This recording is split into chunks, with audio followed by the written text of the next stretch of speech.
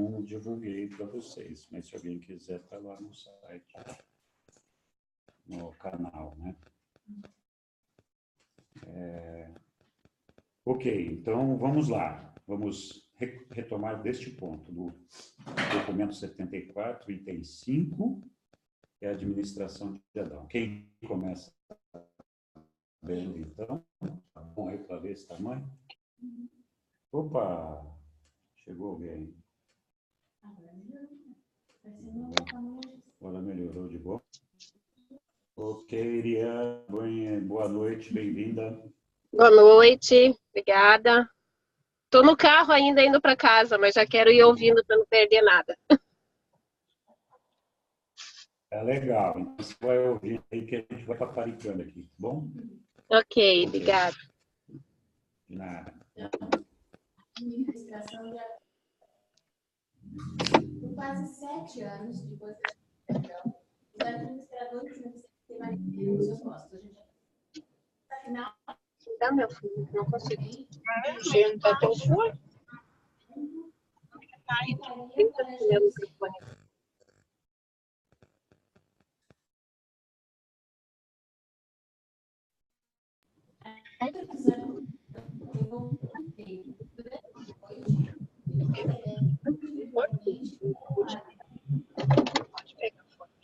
Vai colocar o fone quando dirige.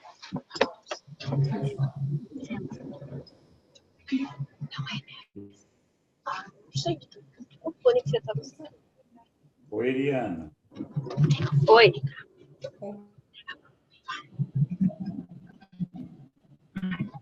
Tudo bem? Tudo? Não, eu estou pegando o fone. Vou desativar. Meu microfone está ligado aí? A ligada, a gente então. Ai, desculpe, então eu estou Vou desligar, atrapalhando. tá bom? Eu vou ter... Desligue, por favor, obrigada.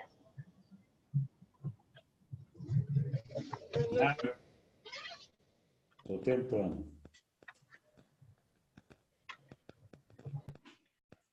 Pronto. Ok. Seguindo, então. Despedida dos... Adão, por várias vezes, pediu aos seus conselheiros que permanecessem na terra com ele, mas os seus pedidos foram sempre negados. Era chegado o momento em que os filhos materiais deveriam assumir toda a responsabilidade pela condução dos assuntos do mundo.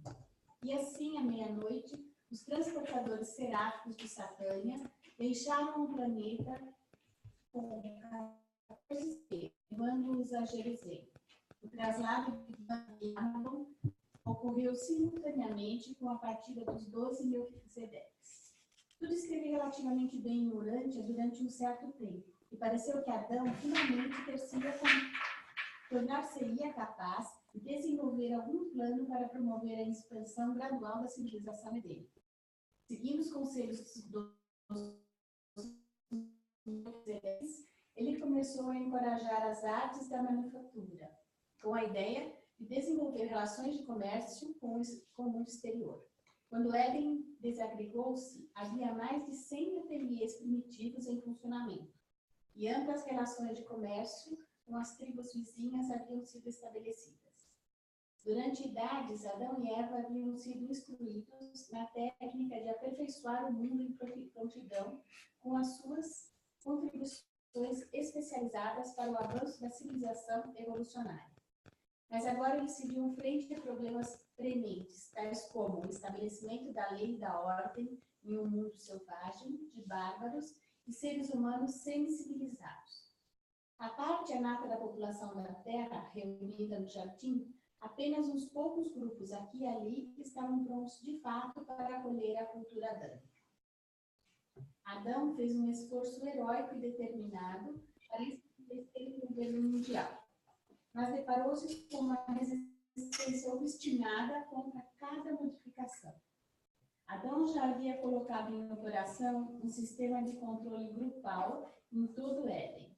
Havia confederado todas essas companhias na Liga Edêmica, mas problemas realmente sérios ocorreram quando ele saiu do jardim e procurou aplicar essas ideias junto às tribos exteriores. No momento em que os colaboradores de Adão começaram a trabalhar fora do jardim, depararam com a resistência direta e bem planejada de Caligastia, o príncipe caído fora deposto como governante do mundo, mas não havia sido afastado do planeta. Ele estava presente na Terra e era capaz, pelo menos em uma certa medida, de resistir a todos os planos de Adão para a reabilitação da sociedade humana. Adão tentou, mas foi muito porque o seu arqui-inimigo era invisível aos olhos mortais. Mesmo entre os edenitas, havia aquelas mentes confusas que pendiam para os ensinamentos que Caligastia uma liberdade pessoal desenfreada. E eles... Acho que sou eu aqui que estou tentando apagar o som. Podia me neutralizar aí, por favor? Neutraliza.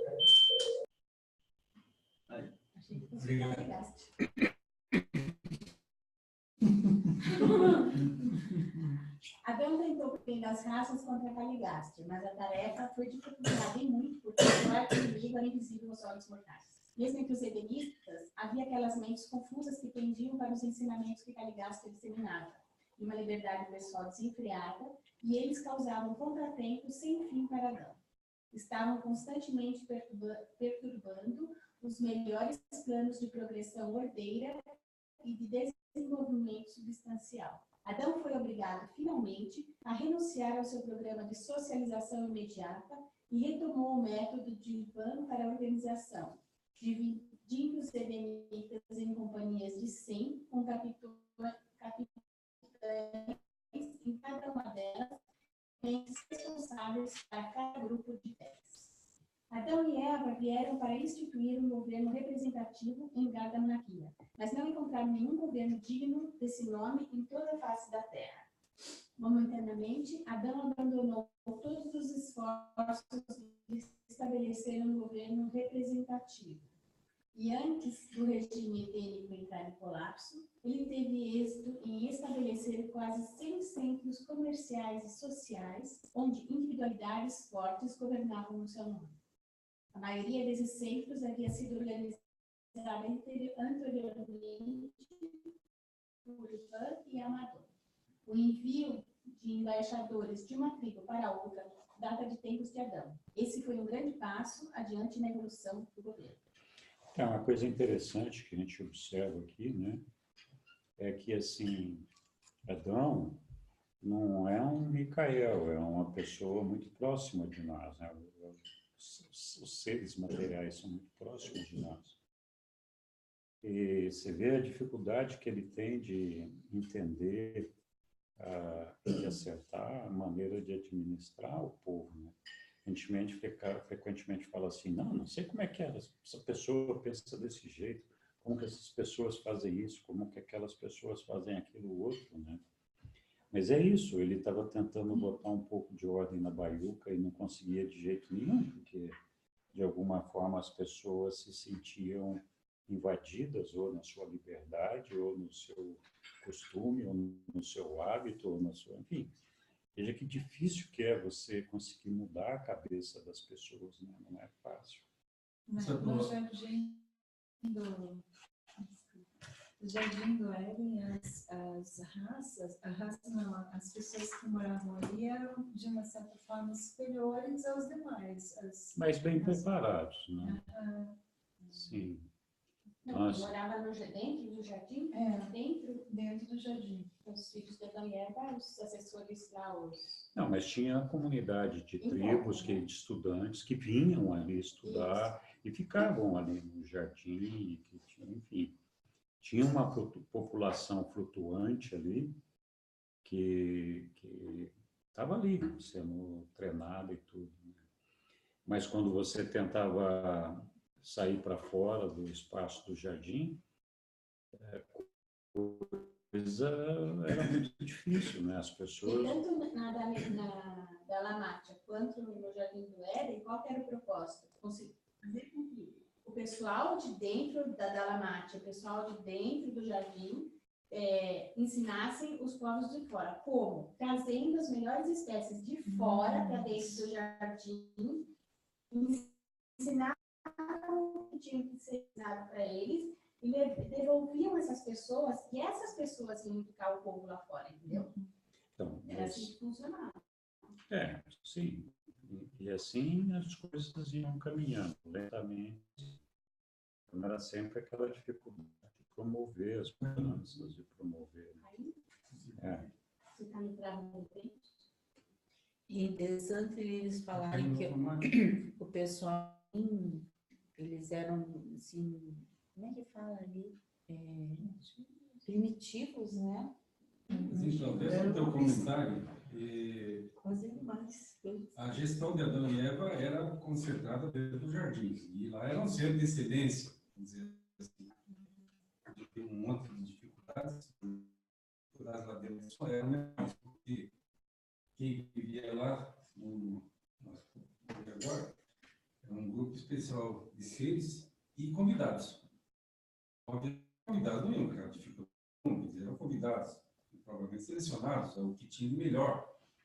Então, por que estou fazendo esse comentário? Para entender o grau de dificuldade da administração do Adão e da Eva em levar ao propósito dele, evolução da raça, enfim, no caso dele, naqueles primeiros dias, ou naqueles primeiros anos, ou naqueles primeiros séculos, multiplicar, até chegar ao número de 1.000. 1 milhão, né? 1 milhão, né? Então, 1 milhão de filhos. esse cenário de caos, esse cenário de violência, esse cenário de brutalidade, era fora do jardim, provavelmente. E dentro do jardim devia ser uma harmonia total, ou pelo menos muito próximo de harmonia. Eu estou colocando então afirmativo, mas na verdade é um... Sim, harmonia total. Ou seja, a dificuldade era fora do jardim. Sim. Mas aí não era o propósito dele de harmonizar, de treinar as pessoas fossem desenvolver. Não, era algo muito diferente. Era a missão. Só que era esse o método que era utilizado. Ou seja, ele treinava um grupo e esse grupo replicava. Isso. Sim, Aí, ele próprio não aquele tinha, grupo assim, ia tinha embora, noção vinha o de- outro. Aí aquele grupo Sim, ia embora, vinha o outro. Mas à medida que ia fazendo esses grupos, ia vendo a ineficácia, porque não estava dando o resultado que era esperado, né?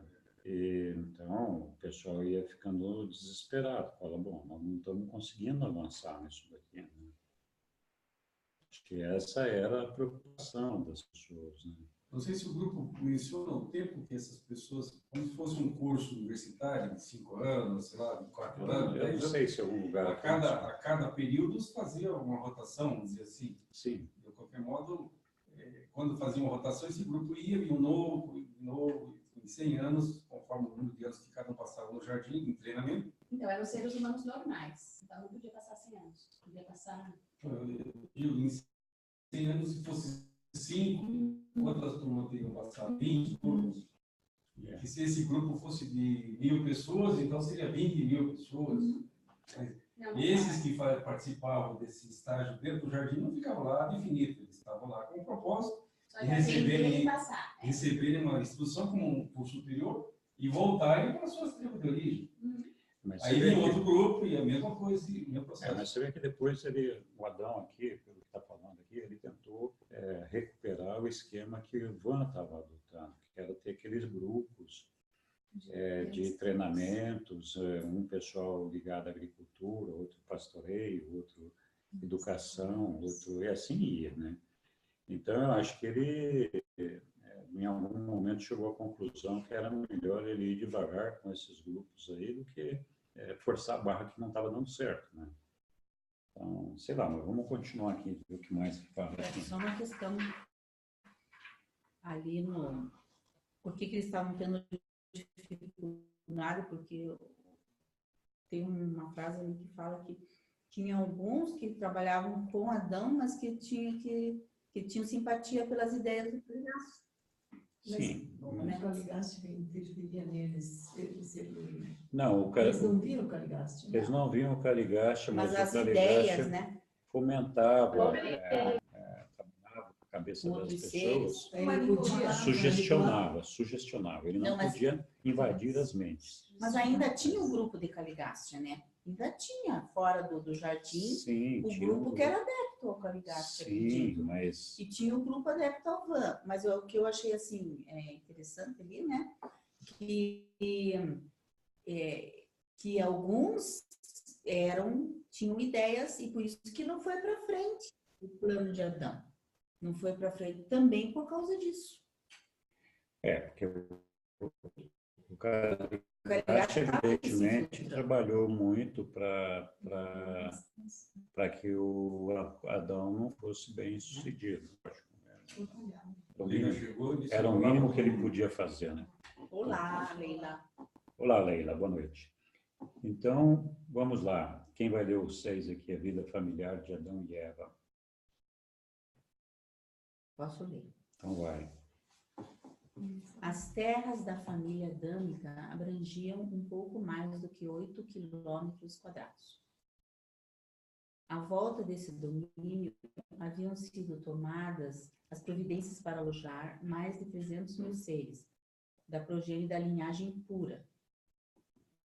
Contudo, apenas a primeira projetadas foi construída. Antes que o tamanho da família adâmica crescesse para além dessa reserva inicial, todo o plano edênico foi alquebrado e o jardim evacuado. Adamson foi o primogênito da raça violeta de Urântia, sendo secundado pela sua irmã e por Evason. Adamson, Evason, o segundo filho de Adão e Eva. Não é, mas eu não posso perder essa bola no pênalti aqui. Eles não falaram o nome dela. Assim. Não falaram o nome da irmã. Brincadeira. Essa já saiu, essa brincadeira. Não, teve uma filha, a segunda, mas falaram o nome do primeiro e do terceiro filho, a Secundado segunda. pela sua irmã, Por Eva Sam. sem nome, né? Não, mas E são por dois. Eva Sam. É o Adão Sam e a E o Eva Eva Sam. Sam. E o Adão Sam tem uma irmã, que a gente não sabe quem que é. O segundo filho de Adão e Eva.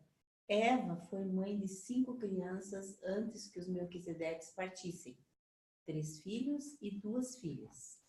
Em seguida vieram 2 gêmeos.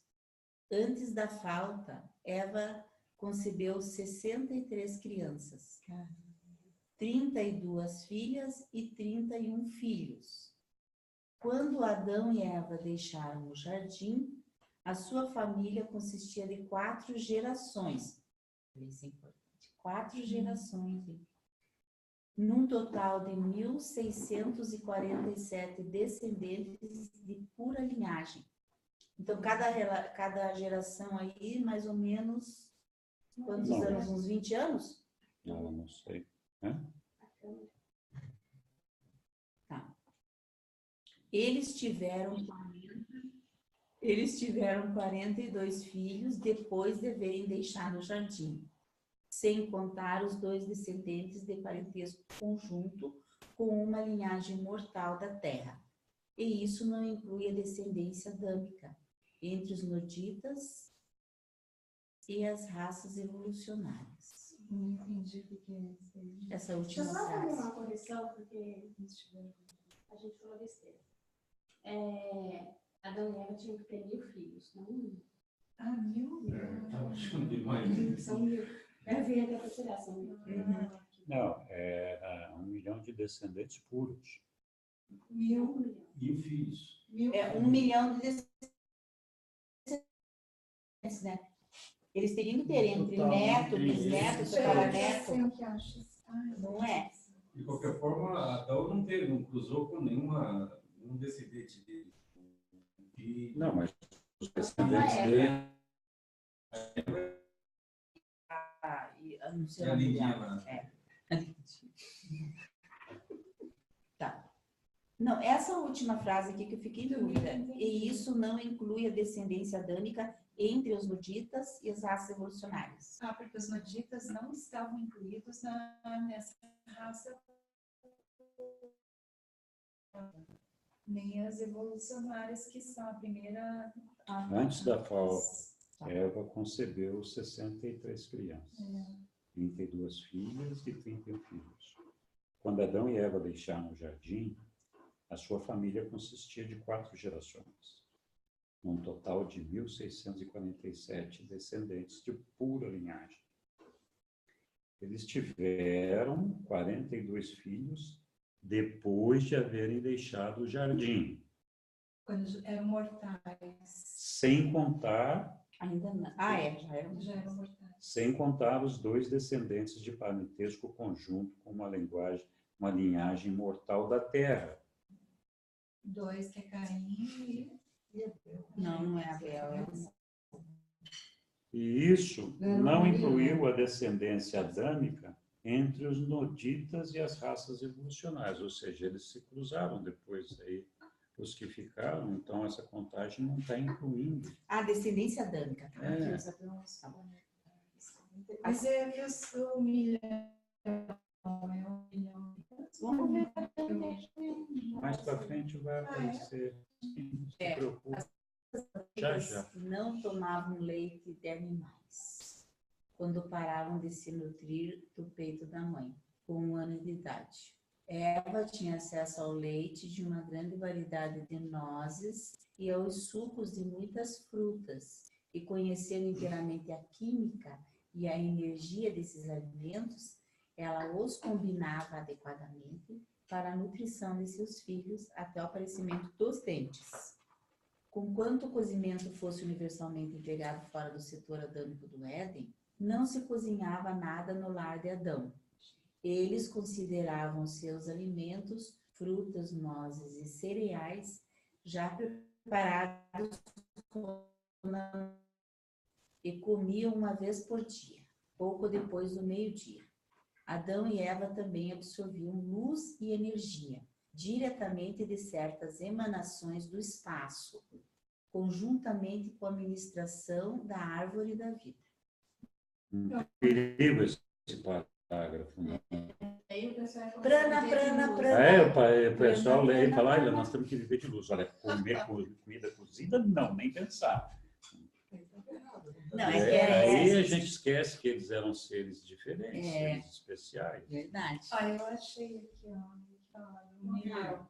É lá nos Adãos planetários. Ele fala assim da miscigenação racial. Em geral, os povos violetas não começam a misturar-se com os nativos do planeta antes que o seu próprio grupo haja alcançado mais de 1 milhão de representantes. Mais. Então, na verdade, tem os 1000 fios.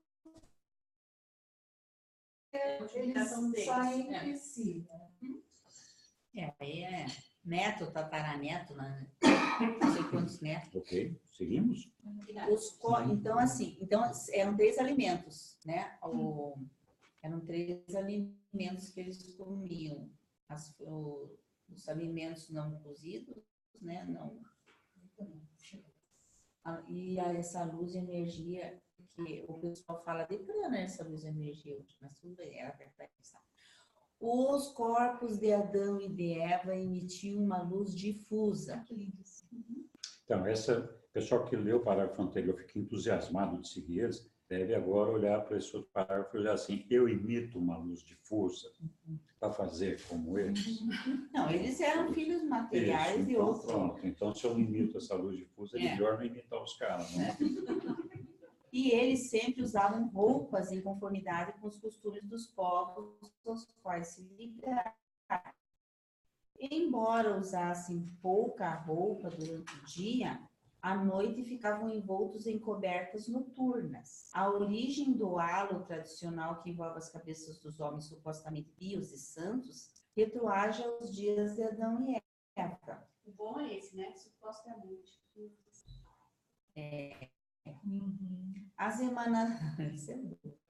As emanações de seus corpos eram tão fortemente roupa e se apenas a auréola que se irradiava de suas cabeças era discernível.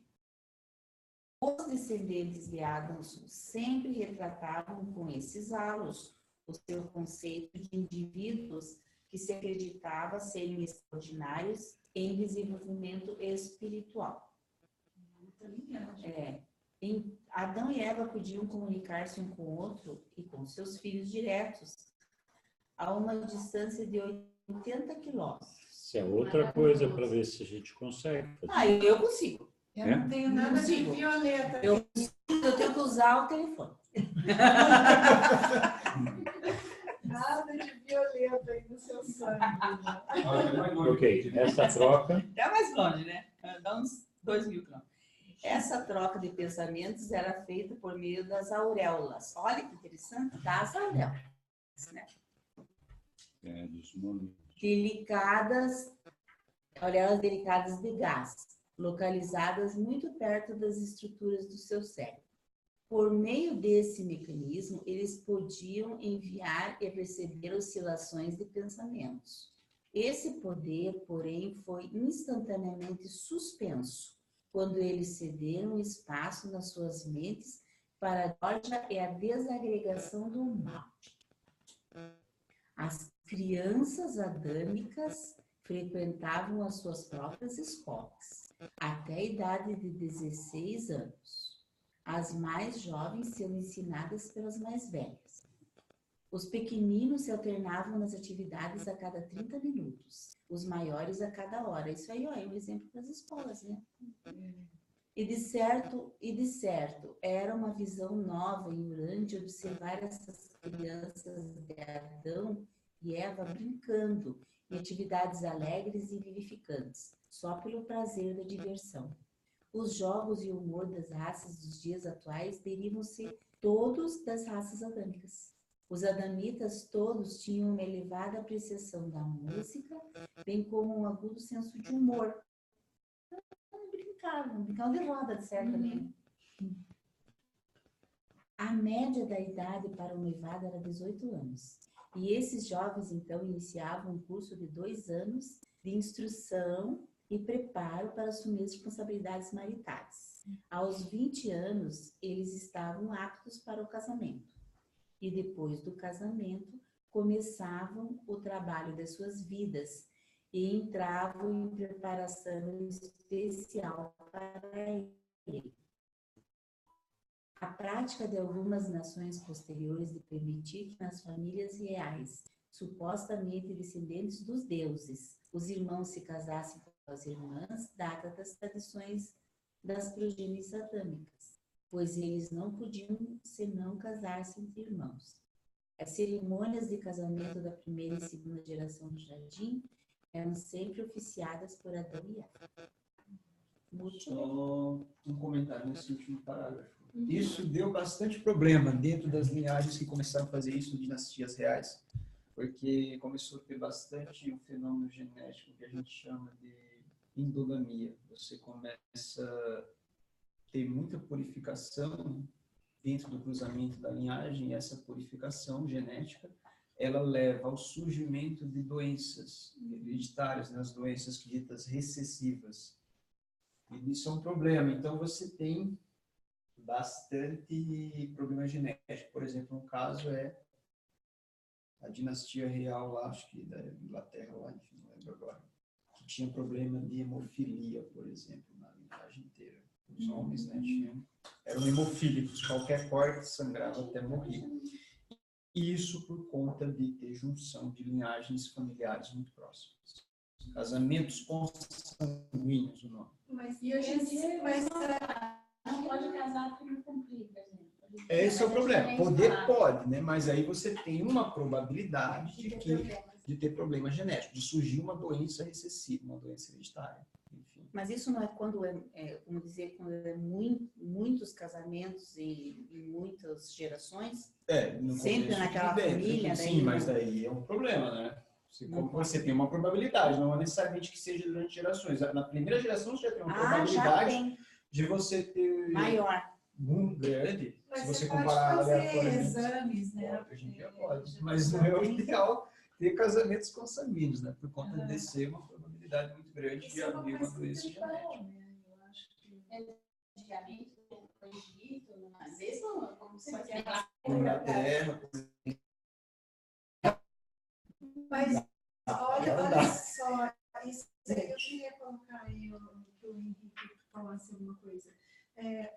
com base aí nessa explicação que o Teles falou, né, que a mistura, se você permanece puro, uma linhagem só, vai trazer muitas doenças e tudo. E isso era uma condição para a mudança da raça, né? Porque eles falam que os Adãos planetários vão ter 1 milhão de seres. Mas porque eles não são daqui. Eles não são daqui, né? Eles são seres Eles são seres especiais. especiais. Então, você acha que só por causa disso já não se choca Não, essa ideia? Esse é o trabalho deles. Seres especiais. Isso, não tem como. Eles não são Não se pode. Mas, independente disso, no passado, havia muito cruzamento entre consanguíneos. O Andon e Fonta, que são os precursores da humanidade, eles eram irmãos gêmeos. E os pais de André E aí também os eram filhos evangélicos. deles também se cruzaram entre si, Tá parecendo toda a humanidade. Obrigada. É o que o Pepe falou.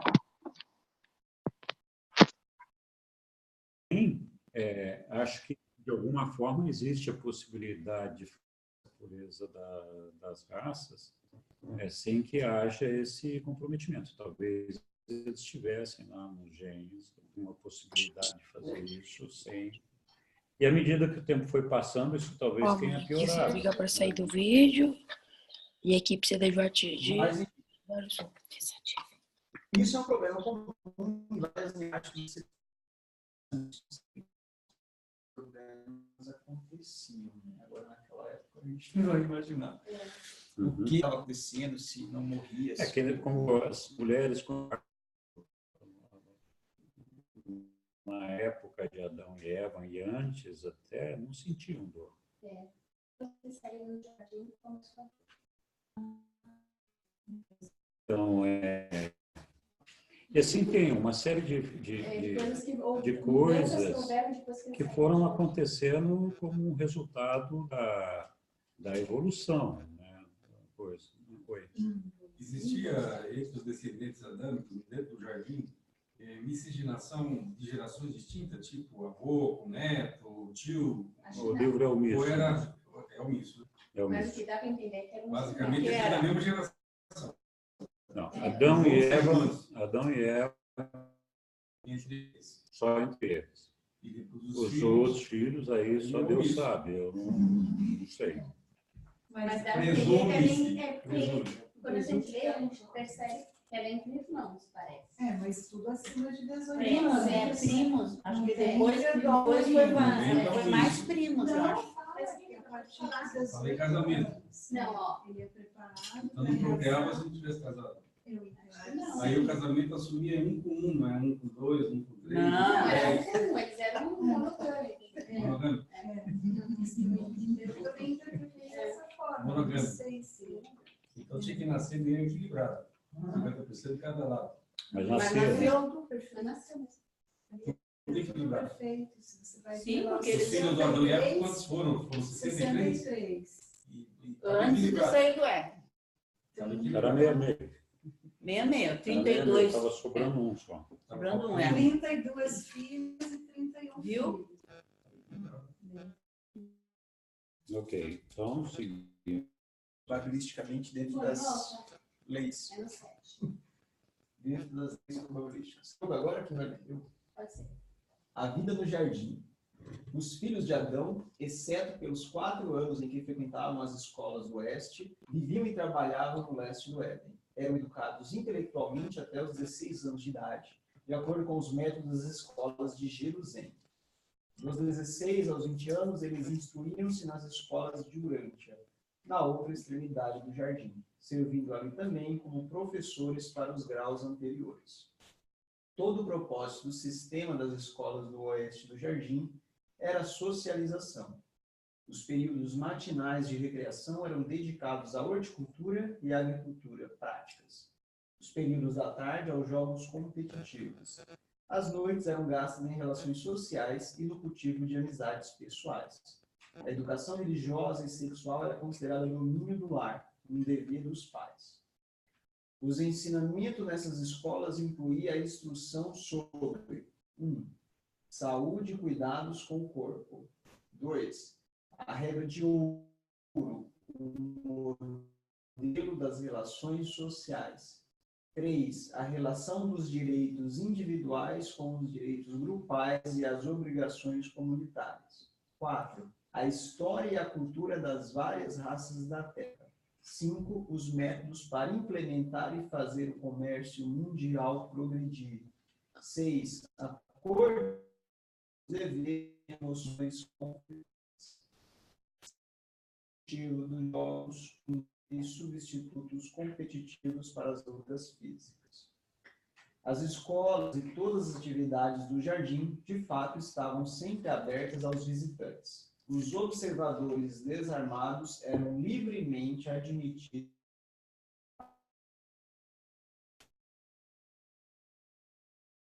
antes de ser atado. Ele recebia sobre o autor a sua intenção de declarar ao regime social de Adão e à soberania espiritual do Pai Universal. As leis do jardim eram baseadas nos códigos mais antigos da Dalamátia e foram promulgadas sob 7 diretrizes. 1. As leis sanitárias e de saúde. 2. As regulamentações sociais do jardim. 3. O Código das Negociações e do Comércio. 4. As leis da conduta equitativa e das competições. 5. As leis da vida familiar. 6. O Código Civil da Regra de Ouro. 7. Os 7 mandamentos da Lei Moral Suprema.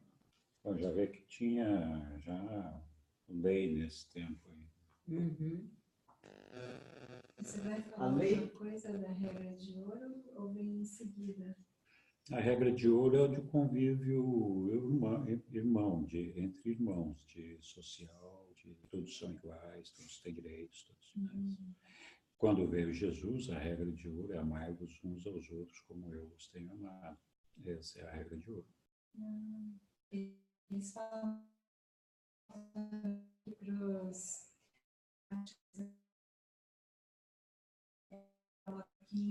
eles representam essa regra de ouro, que é não falo mal, não escuto mal e não vejo mal. Então, eu sempre estou fazendo bem. Isso. Exatamente.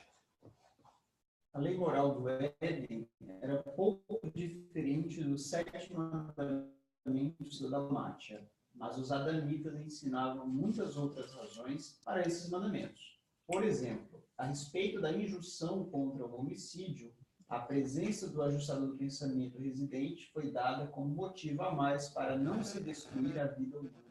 Eles ensinavam que aquele que derramar o sangue humano terá o seu próprio sangue derramado pelo homem, pois Deus fez o homem à sua imagem.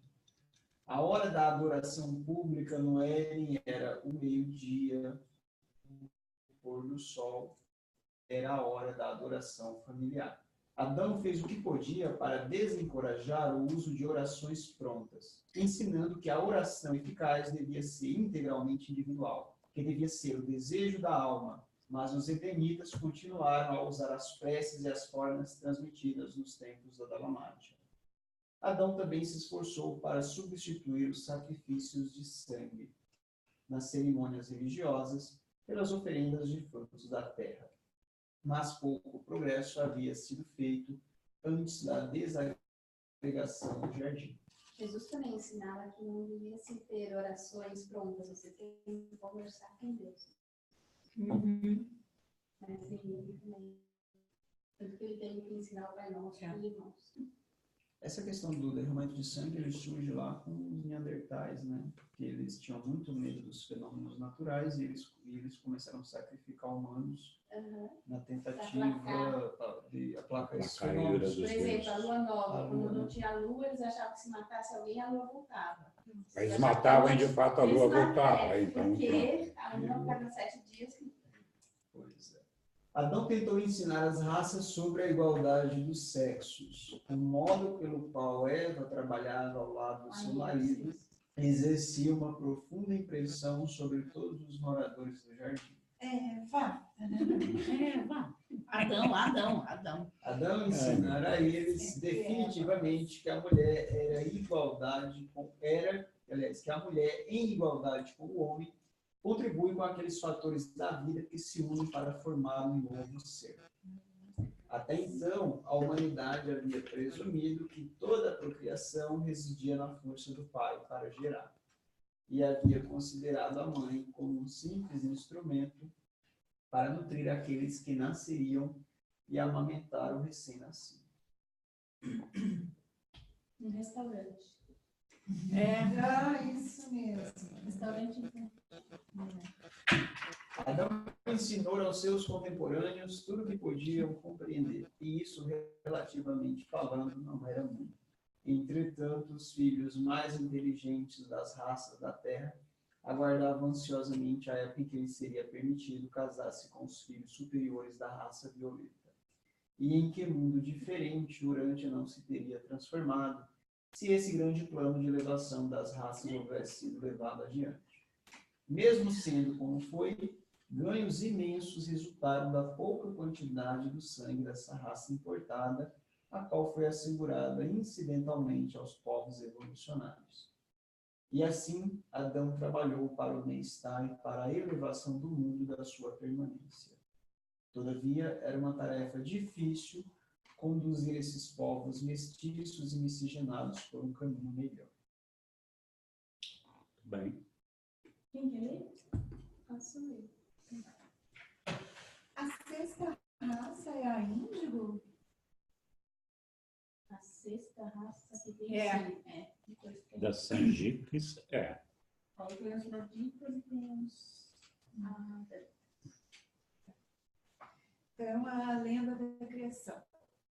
A história da criação de Urântia em 6 dias foi baseada na tradição de que Adão e Eva haviam demorado exatamente 6 dias para o seu estudo inicial do jardim. Essa circunstância conferiu uma ratificação quase sagrada ao período de tempo da semana originalmente introduzido pelos Dalamatianos. O tempo de 6 dias que Adão passou inspecionando o jardim e formulando os planos preliminares para sua organização não foi pré-concebido, foi trabalhado dia a dia. A escolha do 7º dia para adoração foi totalmente incidental, ligada aos fatos aqui narrados. A lenda de que o mundo foi criado em 6 dias veio bem posteriormente. De fato, surgiu mais de 30.000 anos mais tarde. Um aspecto da narrativa, o repentino surgimento do Sol e da Lua, pode ter tido origem nas tradições de que o mundo haja outrora emergido subitamente de uma nuvem imensa de partículas diminutas do espaço, que durante muito tempo haviam obscurecido tanto o Sol quanto a Lua. Esse subitamente é um subitamente qualquer, né? Não é um subitamente de Deus. Né? Tá. A história de que Eva fora criada da costela de Adão é uma condensação confusa da chegada adâmica e da cirurgia celeste, ligada à troca de substâncias vivas associadas à vinda do corpo de assessores corpóreos do príncipe planetário, mais de 450.000 anos antes. Isso é uma saladona. Mas a gente sempre faz isso, né? E tem a mitologia também. Não, mas tudo vem dessas histórias. A mitologia vem dessas histórias. Mas e por que esse negócio da costela ficou tão forte, né, no cristianismo? Na verdade, isso é do judaísmo, não é nem do cristianismo. Porque isso é do Antigo Testamento. E o Antigo Testamento, praticamente todos os livros são judaicos. Então, e isso vinha já É. dessas histórias contadas de um para o outro, do outro para um, e vai, e aí um torce daqui, outro torce dali, um mexe Nossa, não sei como sobreviveu. e vai. Mas a maioria das pessoas ainda acreditam nessa lenda, né? Eles não veem, Pelo amor de Deus. não veem uma alegoria. Os cristãos, não. Os cristãos vêm com uma história. Pelo menos foi o que eu aprendi. Assim, Desculpe, cristãos não, os católicos. Os católicos, eles vêm com uma história para que eles Uma pensaram. metáfora. Uma história. Mas que a mulher não é dependente, ela é gerada não é A partir do homem.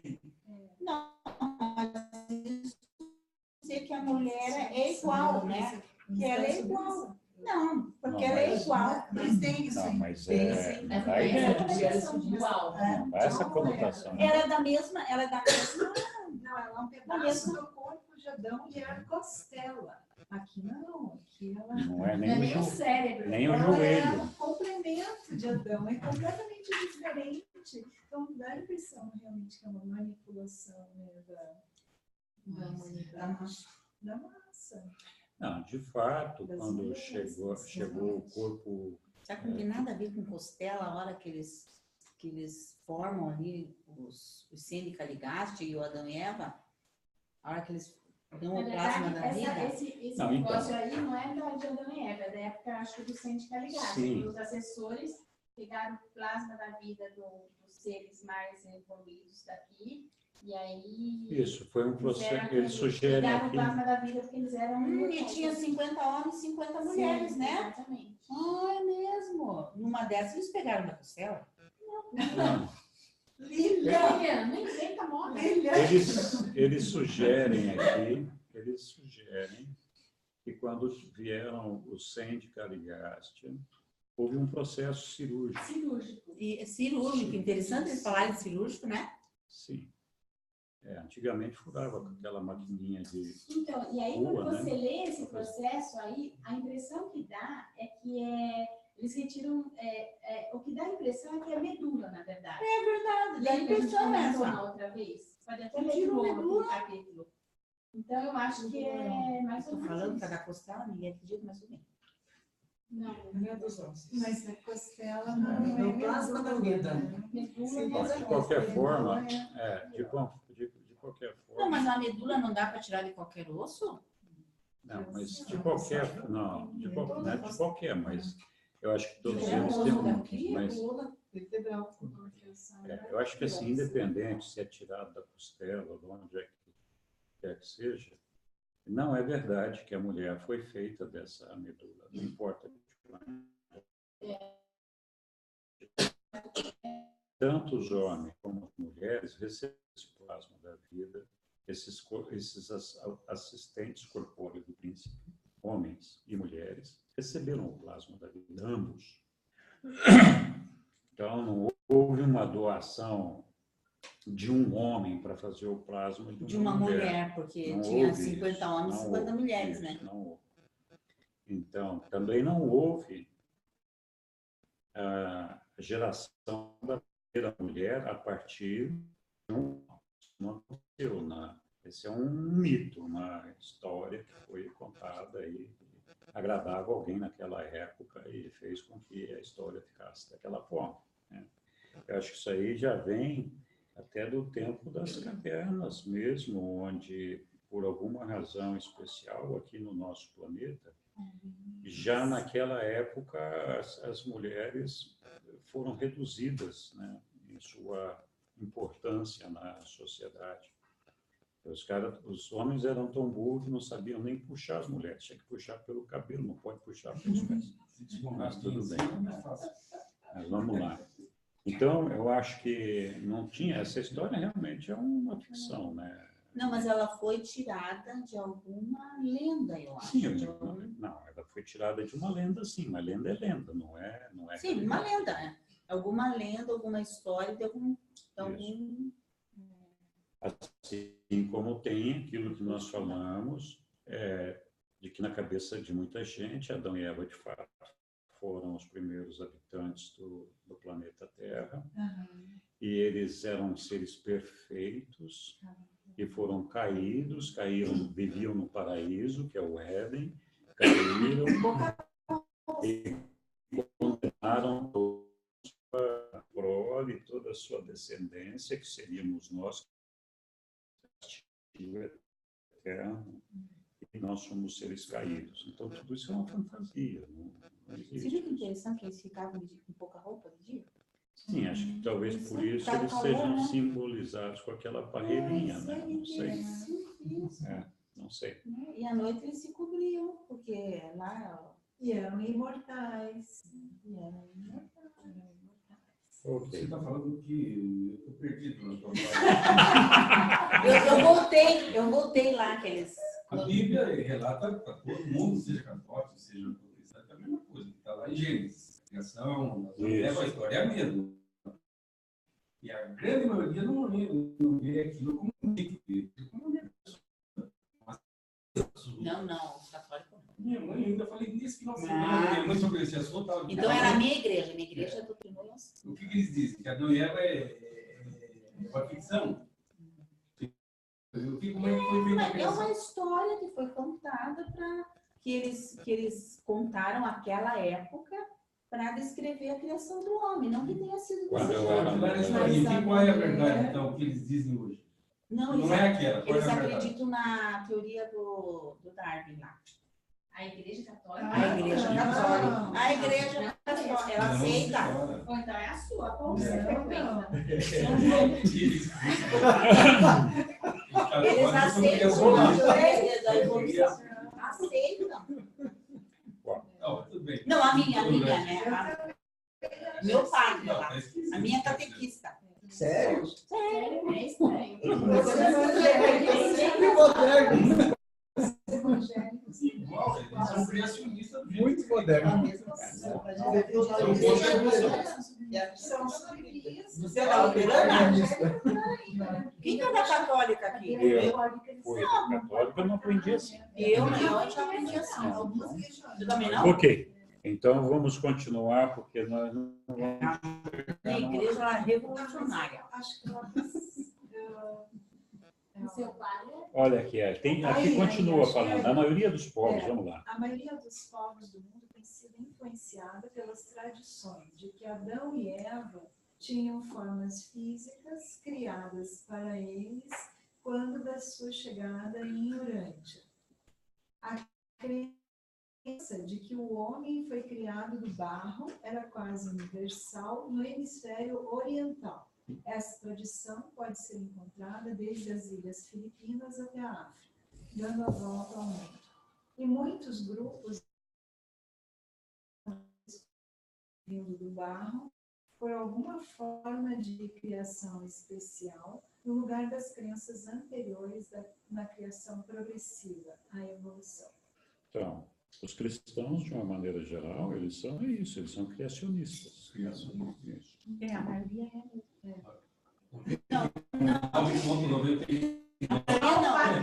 José a igreja da maioria, São João Teodoro. São Batista. Fora das influências da Dalamátia e do Éden, a humanidade tinha tendência a acreditar na ascensão gradual da raça humana. A evolução não é uma descoberta moderna.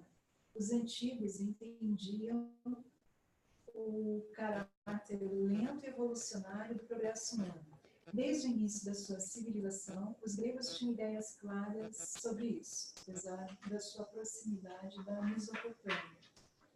Embora as várias raças da Terra tenham se confundido nas suas noções de evolução, entretanto, muitas das tribos primitivas acreditavam e ensinavam que eram descendentes de vários animais.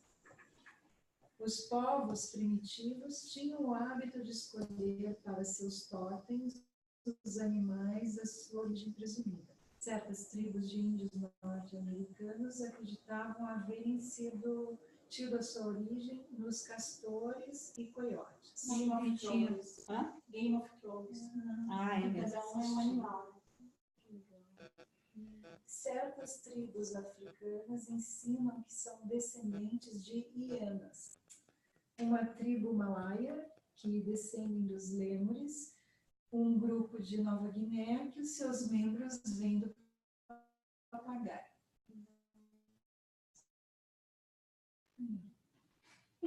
Pode ser dos dragões também. Dos Dragões, leões.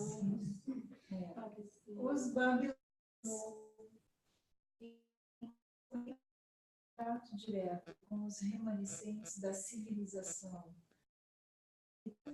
ampliaram a criação do homem. Eles ensinaram que este descendia diretamente dos deuses e atinham-se a uma origem aristocrática da raça, a qual era incompatível até mesmo com a doutrina da criação a partir do barro. O relato do Antigo Testamento sobre a criação data de uma época muito posterior a Moisés. Ele nunca ensinou aos hebreus uma história tão distorcida. Moisés de quando é? Alguém sabe? Eu não sei. Quando ele nasceu, que época ele é?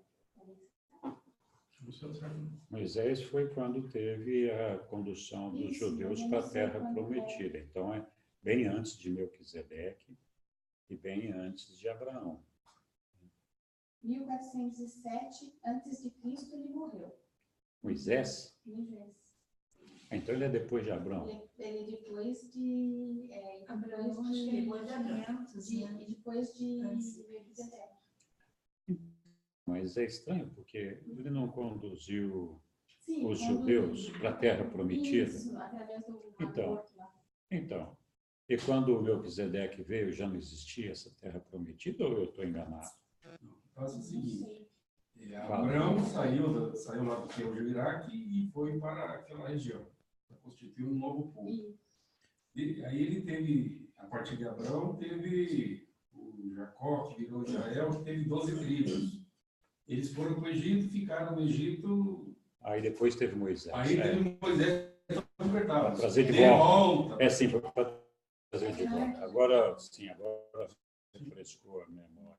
Aqui. Tinha esquecido dessa parte de Abraão.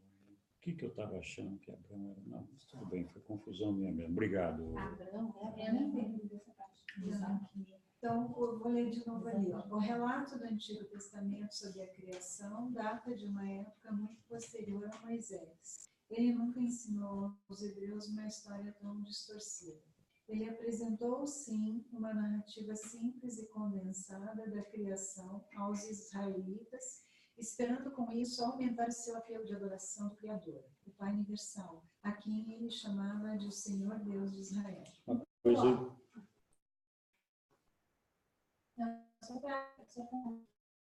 Então ele morreu em 1400 e mais quanto? antes de Cristo. Antes de Cristo. Melquisedeque veio 2000 anos antes de Cristo.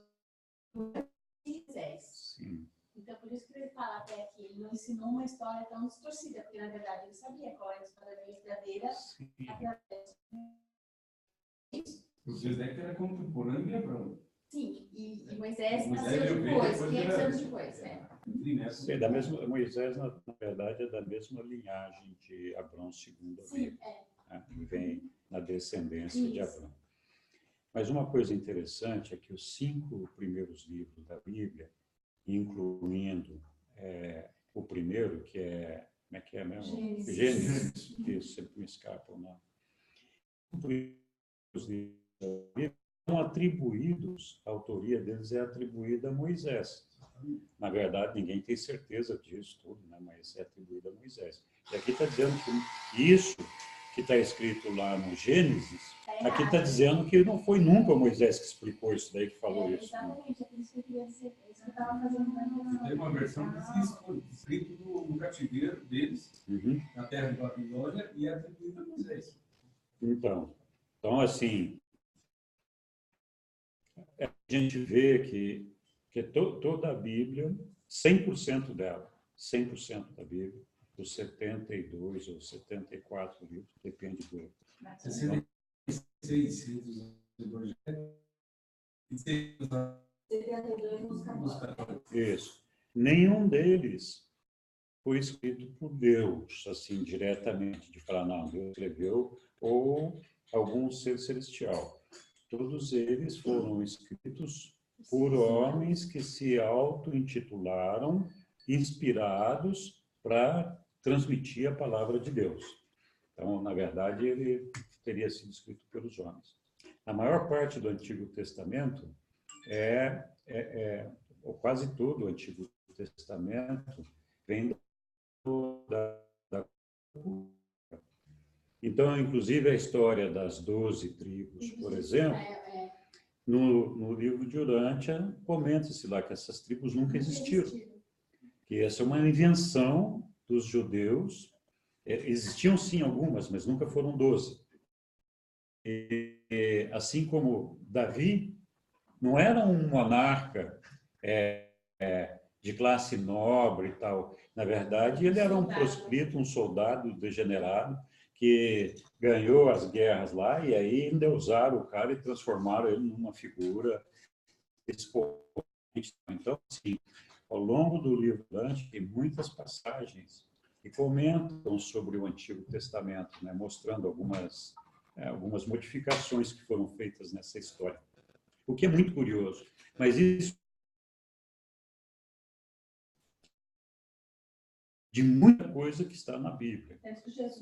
Tanto que Jesus citava a Bíblia o tempo todo. Está certo que ele escolhia minuciosamente as partes que ele queria citar. Mas o próprio livro de Urântia admite que a Bíblia foi um grande avanço no desenvolvimento espiritual da humanidade. A Bíblia, como nós conhecemos, tem o Velho Testamento, que basicamente... E o Novo. E o Novo. Então, o tempo de Jesus não existia o Novo Testamento. Então, não existia a Bíblia. Existia o Velho Testamento. Isso. Então, Jesus não podia fazer referência à Bíblia, não existia por simplesmente. Ele fazia referência ao Velho Testamento. Fazer referência ao Velho Testamento. Não, está certo. Ninguém pode misturar a Bíblia com uma forma... Não. Coisa muito... Ok. Onde paramos aqui? Nos seus ensinamentos iniciais, com muita sabedoria, Moisés não tentou ir além da época de Adão. Não tentou ir até antes da época de Adão. E posto que foi o instrutor supremo dos hebreus, as histórias intimamente com as da criação. Que as tradições iniciais reconheciam as civilizações pré-adâmicas é visivelmente mostrado pelo fato de que os editores posteriores, com a intenção de erradicar todas as referências aos assuntos humanos antes da época de Adão, esqueceram-se de retirar a referência indicadora da imigração de Caim para a terra de Nod, onde ele encontrou uma esposa. Então ficou aquela história, né? Foi criada a história de que Adão e Eva eram os genitores da humanidade e de que eles eram filhos perfeitos, viviam no paraíso, caíram em desgraça, toda aquele tiveram 2 filhos, aí Caim matou Abel e Caim fugiu para a terra de Nod e casou com uma mulher. Tá bom? Como é que tinha essa mulher? Os judeus esqueceram de tirar essa parte. Então, entre outras, mas essa é a história que eles estão falando aqui. E, aliás, numa conversa com Tomé, faz referência a isso também, mas nós vamos ver lá para frente. Os hebreus não tiveram uma língua escrita de uso generalizado, até muito depois de chegarem à Palestina. Eles aprenderam o uso de um alfabeto dos vizinhos filisteus, refugiados políticos da civilização superior de Creta. Os hebreus pouco escreveram até por volta de 900 a.C. E, não tendo nenhuma linguagem escrita até uma data não tardia, eles tinham em circulação várias histórias diferentes da criação. Mas, depois do cativeiro babilônico, eles inclinaram-se mais para a aceitação de uma versão mesopotâmica modificada. Gente, eu estava... Fiquei encafifada E é o que eu aprendi, né? Então, eu procurei ali a história da Igreja Católica sobre Adão e Eva, e tem um professor que ele fala da Canção Nova, numa das... E ele ensina ali sobre... Eu posso ler ali um pedacinho do que ele fala sobre Adão? Ali. Então, ali, né? Muitos têm dúvidas se Adão e Eva realmente existiram realmente. Ele fala aqui: os primeiros homens de que fala o Gênesis podem muito bem ter sido rudimentares, como mostram os indícios dos fósseis da pré-história. As ideias religiosas de Adão poderão ter sido puras, mas sob a forma de intuições concretas como dos povos primitivos e das crianças. Não se tratava de altos conhecimentos teológicos. Adão, daí ele colocou aqui, Adão, que quer dizer homem, e Eva, mãe dos viventes, representam o ser humano criado por Deus. São tão reais quanto é real o gênero humano. Deus se apresentou ao homem nas suas origens, ao homem real e não a um ser fictício. Eles existiram de fato. Foram os primeiros seres humanos que receberam de Deus uma alma imortal. É isso que eles estão ensinando. Então não é um mito, é fato. Não, eles de fato reais. Não, o homem, existiram o primeiro homem e a primeira mulher. Mas ele diz aqui que Adam significa homem e Eva, mãe do primeiro vivente. Entendeu? Não que... só que ele não fala ali, não sei se fala na sequência, da historinha da costela. Mas eles não ensinaram, eles não ensinam desse jeito aí. Hoje em dia. Você viu ali que ele fala dos homens primitivos? Mas daí que eu saí da Igreja Católica. Eu saí em 86, 87, por aí. Mas até aquela época o que eu aprendi... As minhas netas, a mais velha tem 15, a outra tem 13. Então, fazendo catecismo para a primeira comunhão. Estou aprendendo exatamente o que eu aprendi. Então, eu dei catequese, eu estou aprendendo exatamente o que eu aprendi. Ok. que saiu da costela do Adão. Acho que eles voltaram. Mas você já não tem passado para elas a história? Então, Há uns anos atrás, você foi nas escolas tinha que ensinar o criacionismo ou o evolucionismo. E hoje tem algumas escolas que têm que ensinar as duas formas, as duas teorias, né? Vamos dizer assim, Ok. Isso você sabe, né? Vamos continuar? Nós paramos aqui na tradição judaica, né? A tradição judaica ficou cristalizada no que se refere a Moisés, e porque ele se empenhou em restaurar a linhagem de Abraão até Adão. Os judeus assumiram que Adão tivesse sido o primeiro homem de toda a humanidade. Aquilo que você falou, né? Adão é o homem. Homem, isso. E Yahvé era o Criador. E ele deve haver feito o mundo justamente antes de criar Adão, já que se tinha Adão como primeiro homem. E então, a tradição dos 6 dias de Adão entra na história, resultando que quase 1000 anos depois da estada de Moisés na Terra, a tradição da criação em 6 dias foi escrita e ulteriormente atribuída a ele. 1000 anos depois, então. Quando os sacerdotes judeus retornaram a Jerusalém, eles haviam já terminado de escrever a sua narrativa do começo das coisas. Logo, eles reivindicaram essa narrativa como uma história recentemente descoberta da criação, escrita por Moisés. Contudo, os hebreus contemporâneos da época de 500 a.C. não consideraram esses escritos como sendo revelações divinas. Eles o consideraram como sendo o que os povos mais recentes chamam de narrativas mitológicas. Interessante, bem melhor. É importante a gente compreender um pouquinho dessas distorções. Mas como ali, né, você veja, Nossa. Da onde que eles tiraram Não, ó, depois vocês vão ler a frase que depois. os documentos? Da onde que eles tiraram que veio de Moisés, né?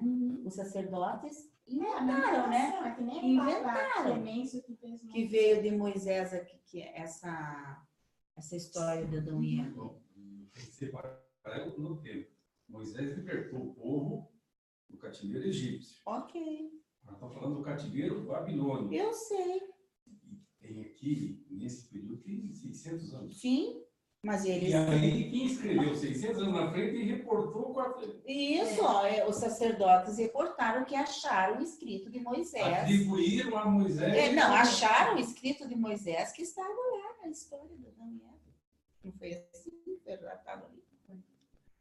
Eles reportaram dessa forma, mas Eles deram também crédito para Moisés, mas não era de Coisa que Moisés. não é. Porque não era a tradição escrita, era a tradição oral. Oral. Está bem claro. É. Então, quando alguém fala, Não. pegaram um escrito de Moisés, aí já não tem, existe, aí já porque tem feito. eles Tem aprenderam, um eles antigo falaram escrito lá. de Eles falaram que eles foram tardia, a escrita deles foi tardia. Foi tardio. 900 anos. Não deu a entender escrito? Está dizendo o seguinte, que a tradição era oral, até está dizendo que os próprios hebreus foram aprender escrita com Sim. ou seja, eles não tinham tradição escrita. Como é que Moisés foi tão profícuo em escrever 5 livros? Ué, naquela época ele era, né?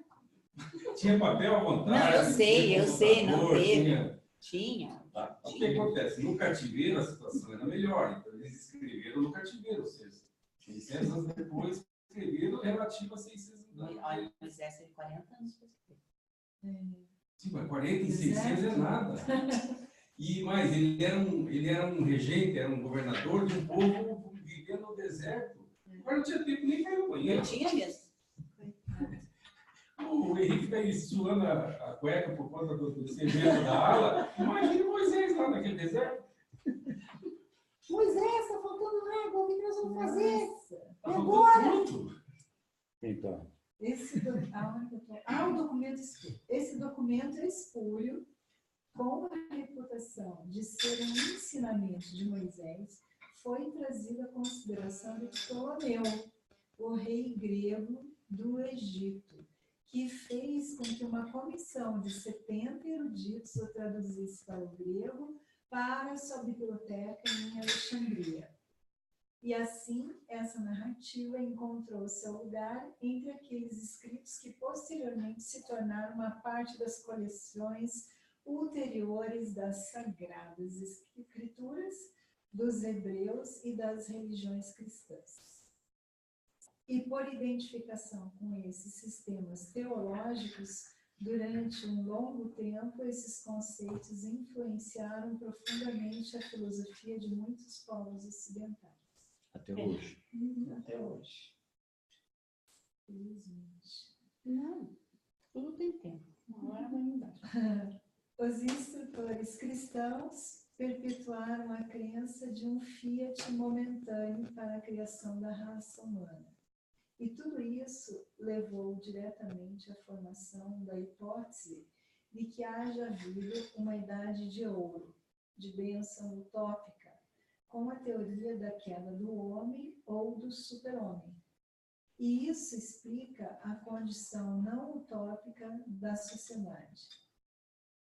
Essas perspectivas da vida e do lugar do homem no universo eram, no mínimo, desencorajantes, posto que se baseavam na crença da regressão mais do que na progressão, bem como implicavam uma deidade vingativa, a qual fez a sua cólera desabar sobre a raça humana em retaliação pelos erros de certos administradores planetários de outrora. E daí vem, inclusive, mais tarde, bem mais tarde, a ideia de que Jesus veio salvar os homens por conta dessa queda, desse pecado, dessa aberração de que nós éramos perfeitos, vivíamos no paraíso, caímos em pecado, nos transformamos numa raça caída, nos discípulos da besta, e que precisava vir um filho de Deus para nos salvar e nos recuperar e restabelecer. Então, muitas dessas histórias vem tudo dessa porcaria aí. É um negócio impressionante. Mas tudo bem, vamos lá. Agora, o que eu... hoje eu saí de casa, assim, com uma leitura, né? Você veja, eles lendo do Antigo Testamento que Deus ele fica, como é que eles falam? Não é que é vingativo, mas essa ideia de Deus vingativo, de Deus irado, ainda se lê nas igrejas isso, quer dizer, se lê, né? Então, mas isso vem também da história dos judeus. Porque, assim, primeiro, Yahvé, a origem do nome Yahvé vem de um vulcão que tinha na terra dos judeus ali, que vivia em erupção. Então, eles chamaram aquele vulcão de Yahvé e eles faziam de tudo para acalmar aquele bicho, porque ele era tal. E eles achavam que aquilo era o Deus deles. E foi a partir daí que a ideia para os judeus evoluiu de um Deus, e de um Deus irado. Mais tarde, lógico, essa ideia do vulcão foi desaparecendo, tal, foi ficando... E aí apareceu o coitado do Moisés lá, com aquele bando de famintos atravessando o deserto lá, e uma promiscuidade danada, uma bagunça danada, tudo um negócio complicado. E aí apareceu o Moisés com as pedras lá, e os 10 mandamentos. Está aqui, ó, a lei de Deus aqui para vocês. Então, o Deus castigador, vingativo, bravo, apareceu com as leis duras lá. Não matarás, não pecarás, não cometerás adultério, não roubarás, não sei o quê, para botar um pouco de disciplina no povo. Né? Que eles temiam, embora eles não soubessem exatamente o que era esse Deus. Então, toda essa ideia do Deus bravo começa lá, nesse monte de Yahvé, com aquele vulcão, e vem evoluindo, até chegar ali em Moisés. Posso ler um negócio? Pode. E aqui do livro de Durante a 96. Yahvé era o Deus das tribos da Palestina do Sul, as quais associavam esse conceito de deidade com o Monte Horebe, o vulcão de Sinai. Yahvé era meramente um entre centenas de milhares de deuses da natureza que atraíam a atenção e clamavam sobre a adoração das tribos e dos povos semitas. A origem, então, vem desse vulcão, que estava sempre bravo, sempre irado. Os caras não cansavam de fazer sacrifício para acalmar o vulcão, para acalmar aquele Deus da natureza. Bem daí. Ok. A falta de Adão e Eva. Acabou a idade de ouro? Não li ainda. Não, A idade de ouro. Não, deixa Ele a não Circe falou da terminar. regra de ouro, agora é A idade de ouro. né? A idade de ouro é um mito. Mas o Éden foi um fato. E a civilização do jardim foi, de fato, arruinada. Durante 117 anos, Adão e Eva persistiam no jardim. Quando, por causa da impaciência de Eva e dos erros de julgamento de Adão, eles cometeram a presunção de desviar-se do caminho ordenado, trazendo rapidamente desastres sobre si próprios e retardando de um modo desastroso o progresso do desenvolvimento em toda a Eurântia. Então, essa questão de nós sermos pecadores, né? Que nós precisamos de salvação, que nós e tal, eu vejo também que essa história ela veio, depois Jesus veio e nos trouxe toda o evangelho, né? Que nos traz a salvação e tal. Mas eu vejo assim que realmente boa parte da humanidade se perdeu por causa do que foi Nunca vivia no paraíso, a gente nunca foi evoluído. Sim. Teve uma meta, sei lá de onde começou. Mas, e aí virou um saco, uma perereca, que não foi para a esquerda, foi para a direita, não foi pisoteado e foi evoluindo. Isso. Chegou nos símios, chegou nos primatas, intermediários, blá, blá, blá, até no fundo. A gente nunca foi. Não, mas mesmo quando a gente teve A gente nunca caiu, a gente só subiu. A gente nunca caiu. Não, mas quando a gente teve uma certa consciência, vamos supor, do certo e do errado, alguns escolheram o lado errado. Alguns escolheram. Né? Faz parte, mas depois, com Kaligasha, piorou. Só que na história da salvação, ler na Bíblia, não conta essa parte aí. Conta de Lúcifer, mas não conta que alguns humanos se aliaram a Lúcifer, né? Então saíram dos planos de Deus mesmo. E Então, muitos mas se foram. Jesus, lá no, não lembro que versículo, não sei se esse do Tomé, não me lembro qual. Jesus falou, vocês nunca caíram. Vocês Não. nunca caíram. Não, mas ela está falando que nós caímos. Eu não estou entendendo isso. Não, eu estou falando que nós escolhemos o lado errado. Nós poderíamos ter tido uma evolução mais satisfatória se não tivéssemos o Lúcifer trazendo as ideias de Caligastia e nem Adão e Eva tendo a falta. Né? Lógico, por causa deles nós não Sim, tivemos. nós poderíamos ter tido uma evolução melhor, É, mais contínua, maior, mais inteligente, tudo. Não foi a evolução que nós desejávamos. Uhum. De qualquer forma, é importante a gente ter a compreensão de que em nenhum momento nós fomos evoluídos ou fomos perfeitos e Entendi. que nós caímos. Que nós fomos perfeitos, como humanos. Não, isso nunca aconteceu. Então, num dos textos que nós lemos aqui mesmo, inclusive narrado por Solônia, se disse que a rebelião de Lúcifer não trouxe grande prejuízo, que nós fomos compensados com outros eventos, e que a coisa estava mais ou menos equilibrada. Biologicamente, né? Não falou? Biologicamente. É biologicamente. Biologicamente. Mas aqui a própria Solônia, que escreveu esse documento, fala com todas as letras. Cometeram a presunção de desviar-se do caminho ordenado, trazendo rapidamente o desastre sobre si próprios e retardando de um modo desastroso. Tá? Ou seja, ou a gente está interpretando equivocadamente, ou não está corretamente, ou de algum modo. Não, retardou Mas mesmo. efetivamente foi uma mudança. E nós retardou. fomos prejudicados, sim, por muito tempo teríamos sido beneficiados com alguma outra coisa, mas fomos prejudicados, sim. Eu estou entendendo que a própria Solônia está reconhecendo que foi um desastre. E aqui ela está falando especificamente de Adão e Eva. Não está nem falando de Lúcifer, de Caligastia. Não, mas Eu acho que a falta foi muito pior. Para dizer que foi muito pior. Não sei se foi, acho que não. A falta foi... A falta de Lúcifer foi muito pior do que Adão e Eva. Ah, Adão sim, e Eva a só falta de teve um filho fora do Lúcifer. Tá, casamento. não, pensei que estava dizendo de Adão e Eva. Sim. E aqui está falando especificamente de Adão e Eva. E já está dizendo que foi um desastre. Que parágrafo que é esse? Esse é o último. O último aí que você acabou de ler. É o último. E Então. será que eles não estavam falando lá na Bíblia desse povo que vivia no jardim? Pode ser também, né? Mas não eram perfeitos, como diz você. Não eram perfeitos. Nós nunca fomos perfeitos. Só Adão e Eva, né? Nem Adão e Eva eram perfeitos. Não eram. Nem Caligastia era perfeito. Podia Portanto, não ter era um vício de perfeito. origem. Uma vez que começou errado, todo o resto você tenta achar sentido. Mas eu acho importante, de fato, todas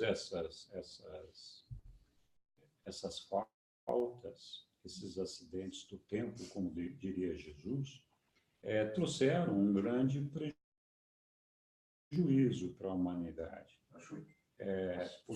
Porque provocaram uma desorientação, né, um tumulto, onde as pessoas ficaram perdidas por muito tempo, porque estavam começando a aprender alguma coisa, de repente não era mais aquilo, era outra coisa. Não sei o que, não.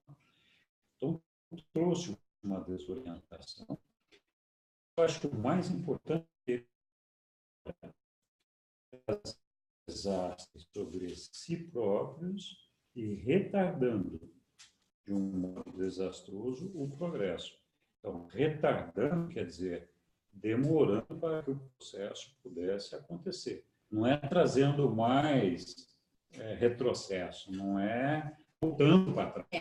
É não indo para frente na velocidade que teria que ir. Né? E de modo desastroso. Essa é a minha maneira de interpretar aqui. Agora, de qualquer forma, eu acho que a confusão quando aconteceu a rebelião, e o livro fala disso, quando aconteceu a rebelião, ela trouxe tanta confusão que aí sim houve um retrocesso no desenvolvimento humano, mas que esse retrocesso depois foi superado justamente pelo esforço, pelo trabalho que teve que ser feito de recuperação e onde o pessoal conseguiu enxergar de uma maneira mais transparente aqueles erros que tinham sido cometidos. Eu não sei. É difícil a gente ficar fazendo avaliações aqui. Mas o fato é de que nós hoje estaríamos numa outra circunstância, com certeza, muito adiante. Então, pouco a gente deu ao tempo de Caligaste, ao tempo de Adão e Eva, muito do que já se fazia naquele tempo, se perdeu na linha da história. Sim. Muito já se fazia naquele tempo. Traz prejuízo e confusão até hoje, porque até hoje a gente acha que tem pecado original, que nós somos perfeitos, que nós caímos. Há 38 mil anos atrás, teve o progresso que vamos recuperar no século XX. Eu curiosamente, coincidentemente, publiquei um textozinho um dia desse lá, que estava falando de que a gente deve ser e não fazer. Né? Então, primeiro, você admite ser filho de Deus, aceita essa verdade, aceita a irmandade entre os homens, para depois você fazer o bem, para você ser uma pessoa reta, para você ter retidão. Né? Então, isso é o que Jesus nos fala o tempo todo. Quando você está em pecado, é você que se afasta do Pai. O Pai não se afasta de você. E você não precisa redimir os seus pecados, redimir no sentido de pagar todos eles, fazer com que eles desapareçam, limpar, se transformar numa alma pura, para fazer uma reaproximação de Deus. Isso está na sua cabeça, ou na nossa cabeça. Então, o que Jesus fala é, a partir do momento em que você aceita Deus no seu coração, na sua mente, no seu coração, não importa o seu passado. A partir daquele momento, você passa a gerar os frutos do Espírito. Então, a partir daquele momento, você passa a ser uma pessoa de bem, uma pessoa reta. Então, a ideia de que, por exemplo, você faça caridade para conquistar o amor de Deus, porque você está fazendo caridade e com isso tentar se redimir dos seus pecados, é uma ideia equivocada. Você faz caridade porque você sente que você é um filho de Deus e que as pessoas são teus irmãos. E que você, então, faz aquilo por amor, com vontade. Você não está fazendo aquilo para conquistar Deus e para se regenerar dos seus pecados. Mesmo porque Deus perdoa tudo, né? Ele Exato. já perdoou Exato. o teu passado. Mas a maioria de nós tem essa ideia arraigada na cabeça de o que eu tenho que fazer para me limpar, para restabelecer a minha pureza, de forma que eu possa me reaproximar de Deus, porque eu não sou digno dele.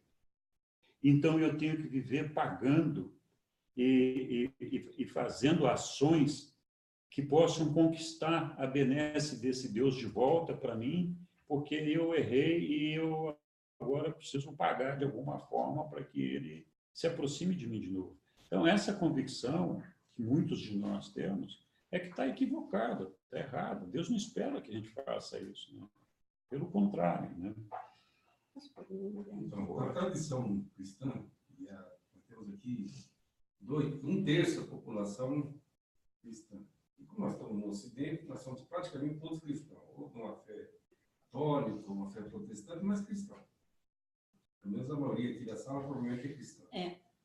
Ou seja, o que o Henrique está dizendo contradiz frontalmente tudo que a gente aprendeu e tudo que a gente aprende e tudo que a gente acredita. A gente pode ficar e contradiz mesmo por uma questão de elegância, mas está contrariando tudo que a gente sabe. Por quê? A Bíblia dá conta de que Deus perdoa, ok? Não há controvérsia. Mas ele perdoa, mas a pessoa paga pelo delito. Fala que Deus é um contador que está lá fazendo anotações dos seus pecados. Deus não faz isso. Né? A pessoa paga. Então, todos os profetas, todos os patriarcas fizeram bobagem. Todos pagaram o preço da sua bobagem. Certo? De forma assim. É o que está na Bíblia? Sim. E é o que ensina? Sim. Então, ok, Deus te perdoa, mas você vai sofrer o dano, porque tem consequência. Sim. Um perdeu o filho, o outro... É a história do Deus. É a história do Está Deus. perdoado. Está perdoado. É a história do Deus vingativo, do Deus castigador, do Deus que está lá com o caderninho anotando o que você fez errado para te ferrar. Né? Então, assim,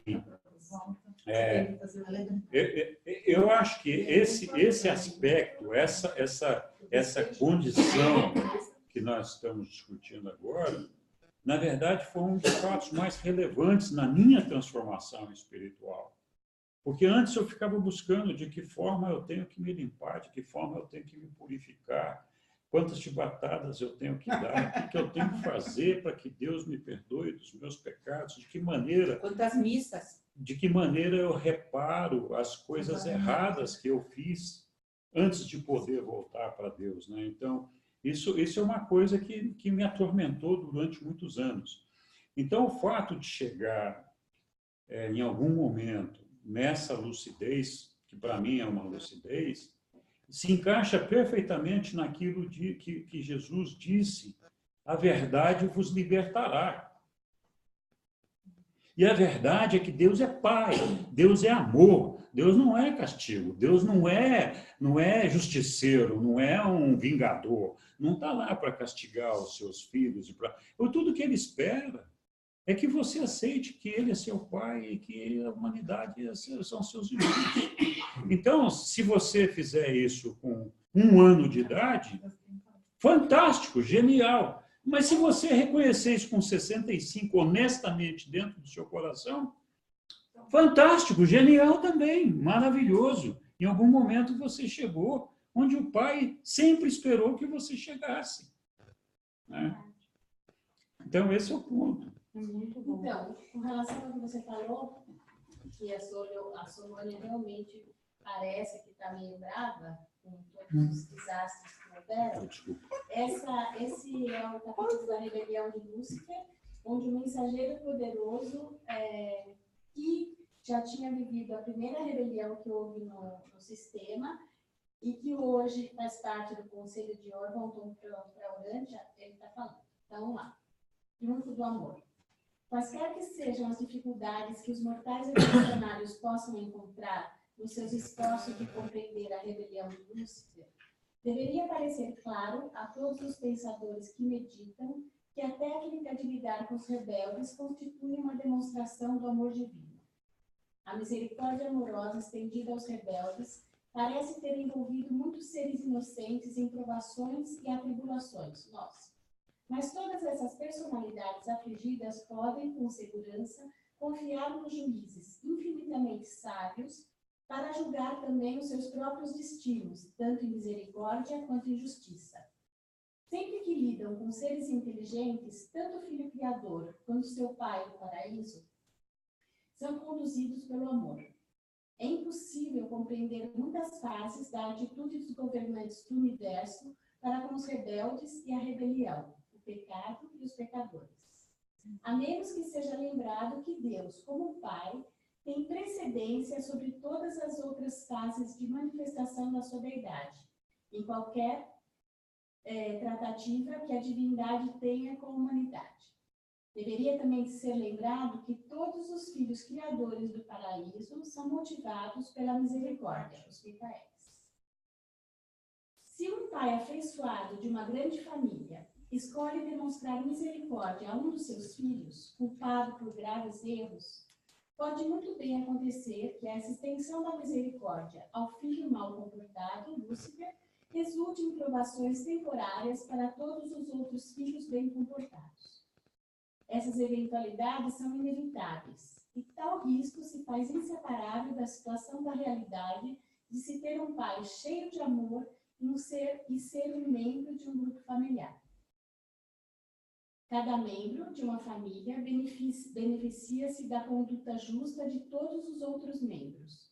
Do mesmo modo, cada membro deve sofrer a consequência imediata, no tempo, da má conduta de todos os seus membros. Famílias, grupos, nações, raças, mundos, sistemas, constelações e universos são relacionamentos de associação que possuem individualidade.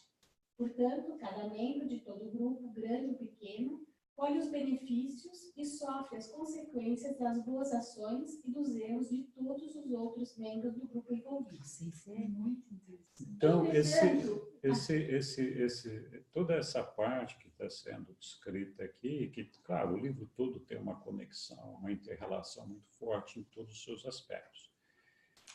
Mas aqui, de novo, né, tem a natureza do Pai, que é uma natureza de amor, pai não está lá. Toda essa ideia que nós acumulamos anos a fios de um pai vingativo e castigador é a maior aberração que nós podemos ter acumulado dos nossos antepassados. Eu hoje entendo essa relação assim, olhando para os meus netinhos pequenininhos de 1, 2, 3 anos e me sentindo como se fosse o pai deles e olhando para eles. Como é que eu posso sentir raiva? Como é que eu posso castigar, ter desejo de justiçar uma criança de 2 anos? Esse é o olhar Que é o que nós somos que o para Pai, Deus. que Deus tem por nós, né? Essa é a maneira que Ele nos enxerga, né? O que você está dizendo é lindo e maravilhoso, mas não foi o que estamos dizendo. Não, eu quero. O que você está dizendo? Ou eu não estou entendendo? Não, eu só quero interpor aqui. Eu só quero interpor aqui. Não, mas pois é, mas existe uma inter-relação. Então. Tem relação, mas é o oposto. Sim, mas aí assim. Mas eu gosto mais do que você está dizendo do que eu estou dizendo. Não, mas eu vou continuar. Assim. Então, nós algumas vezes discutimos sobre a ideia de justiça e misericórdia. E lendo isso daqui, e lendo o que nós estávamos vendo lá, a gente sempre tem essa justiça temperada pela misericórdia o tempo todo. E que é disso que ele está falando aqui, de misericórdia, de justiça e de amor. Tanto que chama o título do documento O título do documento é o Triunfo do Amor. Tem uma passagem na Bíblia que é muito discutida e dá uma confusão danada. E dá uma confusão danada, que é a história do filho perdido, do filho pródigo. Sim, a parábola do filho pródigo. As pessoas escutam, mas aí quando você vai conversar com o cara diz, mas que injustiça, hein? O cara pôs a fortuna fora, fez um monte de lambança, fez um monte de cagada e voltou, mataram um boi, fizeram festa. E não é justo com aquele filho que não fez nada de errado. Eu escutei isso da minha mãe por esses dias. A minha mãe é injusto esse negócio, né? Você não acha que é injusto? Quer dizer, um filho saiu pelo mundo, vivendo uma vida dissoluta, aprontando todas, pegando todas, fazendo tudo que é errado. Aí se deu conta da bobagem que fez, perdeu tudo, estava comendo lavagem, estava no chiqueiro. E quer saber? Na casa do meu pai, mesmo o mais simplório dos servos, tem um tratamento melhor do que eu estou tendo agora. Vou voltar.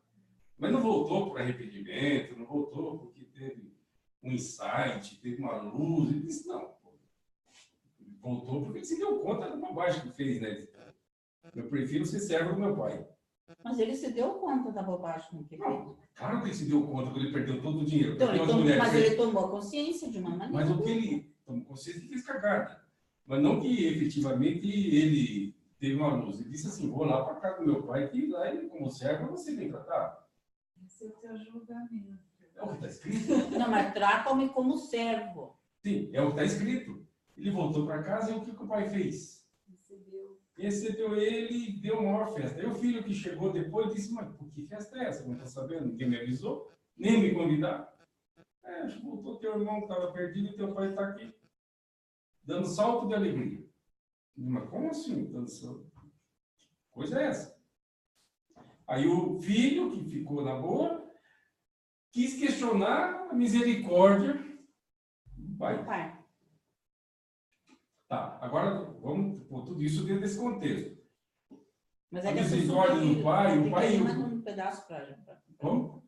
A Sussu tem que ler mais um pedaço para fechar. Tá, só para... Entretanto, uma coisa deve ficar clara. Caso sejais levados a sofrer as consequências más por causa do pecado de algum membro da vossa família, de um compatriota, um companheiro mortal, ou mesmo por causa da rebelião de Lúcifer no sistema ou em outra parte, não importa o que vós possais ter que suportar por causa do erro de conduta dos vossos parceiros, companheiros ou superiores. Podeis ficar seguros na certeza eterna de que tais atribulações serão aflições passageiras. Nenhuma dessas consequências do erro dos seres fraternos, do mau comportamento grupal, pode jamais colocar em perigo as vossas perspectivas eternas, nem vos privar, no mínimo grau que seja, do vosso direito divino de ascensão ao paraíso e alcançar a Deus. Mas que vai pagar, vai, né? Por causa disso que eu acho que todo mundo vai ter chance. E lá na frente, o que ele Vai fala? deixando o quê? Vai ter chance de Em tomar função disso, É por causa o Pai é dessa mais misericordioso mas- conosco do Tem que chance. com os outros, por exemplo, que não tiveram toda essa tribulação. É, Isso daí continua mais uns 4, 5 parágrafos. Eu recomendo que todos leiam. É lindo. mas assim, Outras gerações que vão O pagar, que- né, o os que- erros o que dos que é- antepassados. A gente vai sofrer, mas não vai ter consequência espiritual, assim. Tem consequência a gente- espiritual, a sim. gente, Mas é que é tudo eterno. vamos interpretar bem o que está escrito aqui, né? Que assim, todos nós pagamos pelos pecados de outros, inclusive. E dos nossos. Não importa quem cometeu o erro, sobra para nós do mesmo jeito. Sobra para nós o problema do Rio de Janeiro, sobra para a gente o carro que bateu na esquina e deixou o trânsito engarrafado, sobra para a gente, Caminhões e assim parados. vai e A tal. guerra na Síria, A que guerra na faz Síria, com que que tem haja os mudança de refugiados. refugiados. Então, sobra para toda a humanidade, numa intensidade A maior ou loucura do menor. Trump de subtaxar a China. Sobre o dólar, baixa o dólar, enfim, a gente paga por essas coisas independentemente da nossa responsabilidade. Por quê? Porque nós somos parte de um todo. É inevitável que isso seja assim. E isso traz uma outra consideração que nós temos que fazer. Eu já falei outras vezes também, assim, é muito legal que eu me desenvolva como indivíduo e faça uma elevação da minha espiritualidade e eu procure ser melhor amanhã do que eu sou hoje. Mas a minha responsabilidade não acaba aí. A minha responsabilidade é de trazer uma contribuição para que o mundo alcance a luz e vida, para que todos A gente não cheguem pensa lá. sozinho. A gente não chega no mundo de luz e vida sozinho. Então, é por isso que tem essa consequência do todo. A parte, ela evolui, ela cresce à medida que o todo cresce. Ou ela fica restrita também por aquilo todo. Agora, também é importante a gente notar aqui o que eles estão falando. Sim, nós pagamos por esses erros, mas esse preço é um preço temporário. Aqui, enquanto nós estamos aqui na Terra. Nenhuma falta de quem quer que seja pode comprometer a minha espiritualidade. Ela pode comprometer o meu destino de eternidade. Isso só as minhas decisões exclusivas é que podem comprometer. Alguém pode falar, não, mas o meio pode exercer uma influência. Exerce se você quiser, porque senão não exerce. E aí que tem a importância da retidão, dos valores e tudo aquilo. Né? Porque que é um meio pior do que aquele em que Jesus viveu quando criança até formar a vida adulta dele, onde ele perdeu o pai e teve que sustentar 8 irmãos e uma mãe viúva. 10 pessoas, né? E assim, sem dinheiro, sem nada, tinha que trabalhar que nem um camelo para poder ter o que comer. E ele, assim, não se deixar vender para a moça mais bonita da cidade, que o pai queria sustentar ele e a família. Não, eu não vou fazer esse negócio desse. Ou então ele ser o presidente, ou então o para eles poderoso da Biblioteca de Alexandria. Então, assim... Porque também, né, eles iam pagar os custos da família, né? Então, assim, a gente sim, a gente paga os problemas, os erros que tem aqui. Não tem como evitar que isso aconteça. Então, quando um filho faz uma coisa errada, que o pai, às vezes, defende aquele filho, ele está tentando, de alguma forma, recuperar aquele filho. É lógico que ele sacrifica o resto da família. Oi? Então, entre cristãos, só para aumentar a confusão, entre cristãos, os católicos defendem que existe a vida eterna. Um destino é o céu, vida maravilhosa, aquela coisa sensacional. E o outro destino é o inferno, que a pessoa vai para a eternidade em que lugar. Você é o católico, não? Mas tem o purgatório também. O purgatório é um jeito de vender indulgência. É um jeito de Mas vender tem. indulgência. Inventaram o purgatório para vender indulgência. E é o tempo das indulgências. Mas vamos lá. No final das contas, ou é céu ou inferno, o purgatório é um rito de passagem. Não é para a eternidade. Alguém vai lá para sair de lá em algum momento. Seja pelas orações dos vivos, seja por alguma coisa que ele vai fazer, sei lá.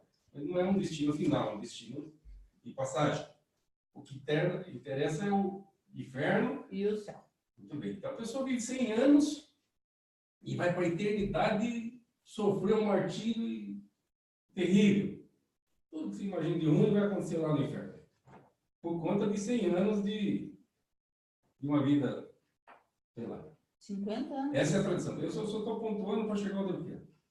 Entre os demais, acho o inferno, acho que Deus não pode ser amor desse jeito. O cara cometeu, vamos dizer que ele ficou desde o nascimento até a morte só fazendo bobagem.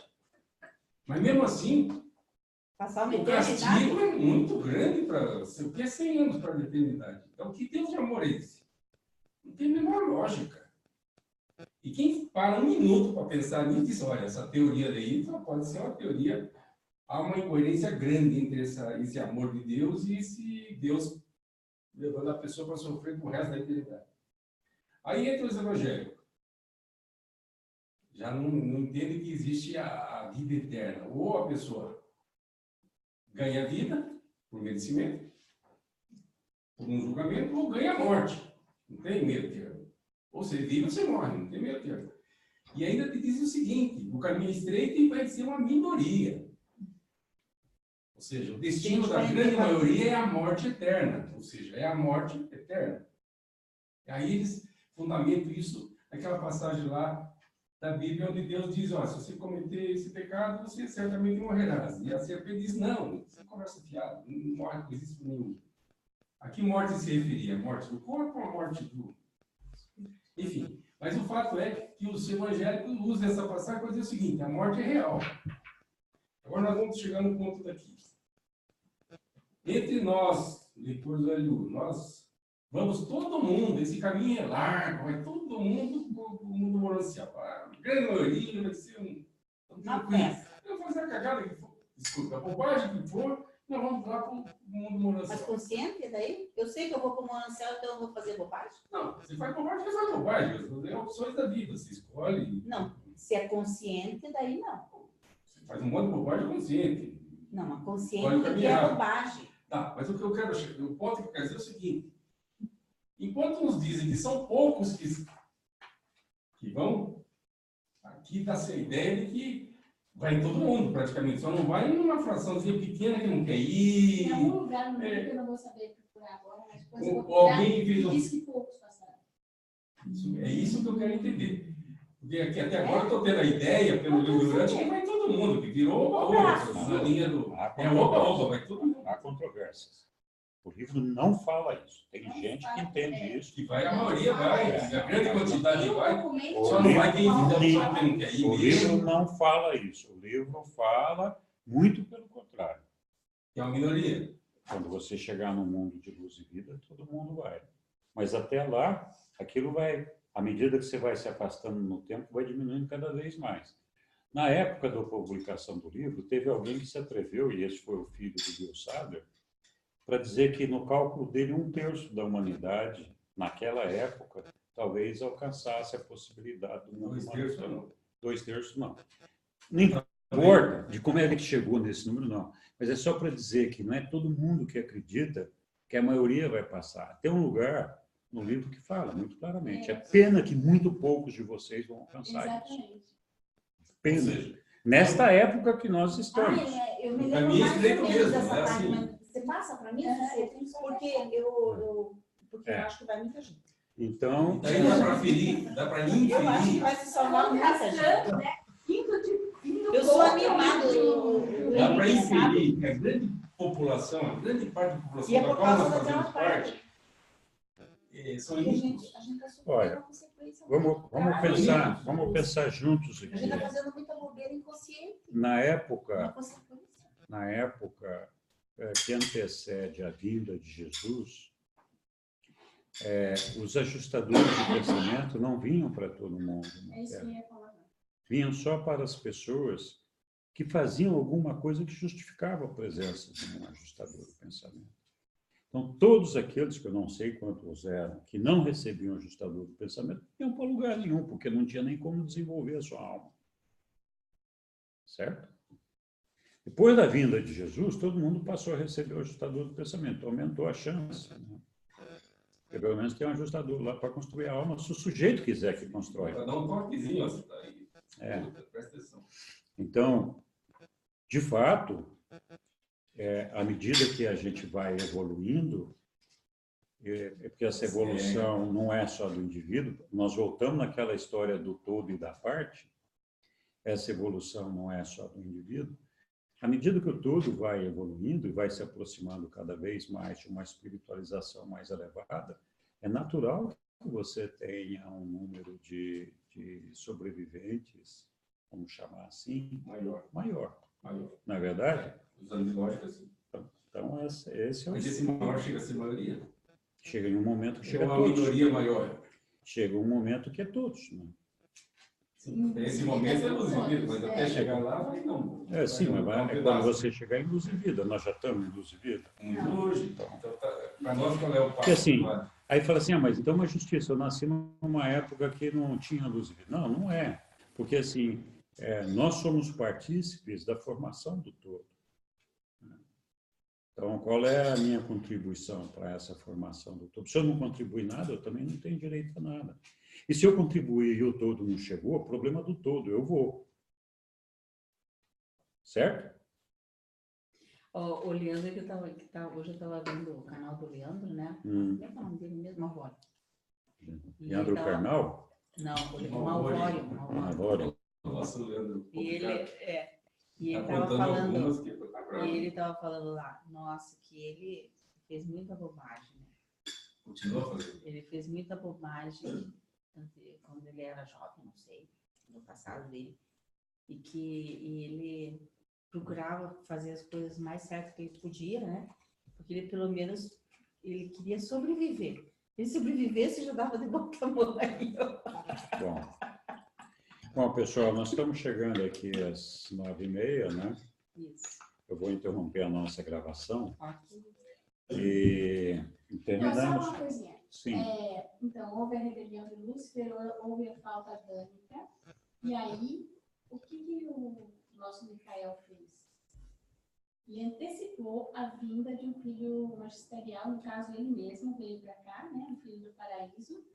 E quando tem a vinda do filho do paraíso para o planeta, o que acontece? Todos passam a receber a ajustador do pensamento. Ou seja, para nos ajudar, então a gente teve a rebelião, a gente teve a falta adâmica. Mas ele antecipou a vinda do ajustador do pensamento para todos nós, para que a gente tenha um suporte, uma ajuda, e ainda mais a administração do Espírito da Verdade para quem procurar. Quem quiser, acha. Então, exatamente. Então, assim, teve problemas? Teve, mas ele tentou compensar de outro jeito. Posso colocar que ele ficou só 3 anos, eles passaram só 2 anos depois disso, em contrapartida todo o resto, eu acho que essa balança não está legal, não. E ele não foi ouvido 100% depois da noite, e puseram ele no pau. Mas ele deixou o espírito da verdade. A vinda dele é o Ele deixou o ajustador do pensamento. O que acontece com a vinda dele? Você recebe a ajustador do pensamento, mesmo sem merecer. Ou seja, você tem alguém que dá uma dica para fazer besteira. Eu vou melhor, eu tenho certeza. Ok. Eu vou então interromper a nossa gravação. Imagine uma conversa dele com você, olha. Semana que vem nós vamos continuar aqui da falta de Adão e Eva, documento 75. Oi, Iriana, obrigado por nos acompanhar aqui. Oi, Leila, boa noite, obrigado por nos acompanhar. Esse pessoal fica discutindo muito aqui, né? Fica falando muita coisa. Ela poderia Nossa, ter participado, perguntando. Pode participar, perguntando, falando. Mas, enfim. Então, acho que hoje tivemos algumas discussões interessantes. Eu espero que tenham sido proveitosas. Sim, sim.